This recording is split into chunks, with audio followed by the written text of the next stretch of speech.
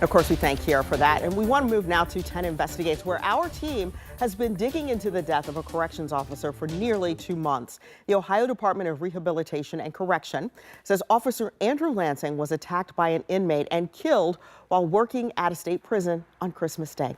A new report from a state oversight committee shows the prison was short-staffed in the months before Officer Lansing died. The state lawmaker who represents Ross County says that facility still wasn't fully staffed the day Officer Lansing died. And tonight at 6 o'clock, he talks with 10 TV exclusively about the solution he's proposing. Are you looking to propose legislation Yes. as a result of this incident? Absolutely. And right now at noon, 10 Investigates reporter Rochelle Oline is joining us today. We're glad to have you back. The story tonight revolves around staffing, Yes. which we've been talking a lot.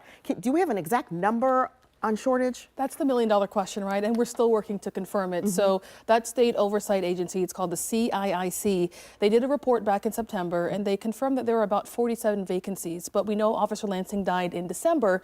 So we're trying to pin down what that number is. We've talked to ODRC, that state lawmaker. We've talked to family members, his attorney. And anecdotally, what we've heard is that the number ranges between somewhere between 40 and 60. But we're still working to pin down that exact number. And so how do the vacancies then factor into what happened or the concern? I mean, his death has spurred a lot of questions. I think some of the biggest questions from people that we've heard is, how does something like this happen? Yes. How does an inmate get to an officer and get him by himself?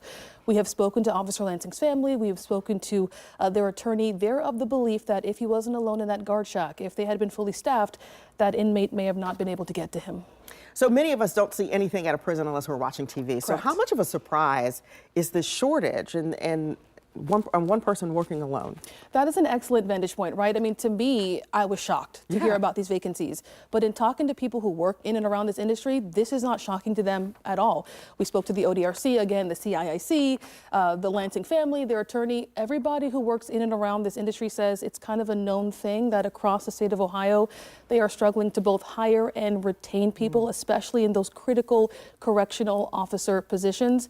And so, again, we asked the state lawmaker, well, we all know this is an issue now. What are you doing to fix it? And I can't give you any more. Okay. But we'll have that answer coming up tonight at 6 o'clock. All right, so I know you're going to be doing some tough questions on that. Thank you for joining us at noon. So we know to watch tonight on 10 TV News at 6.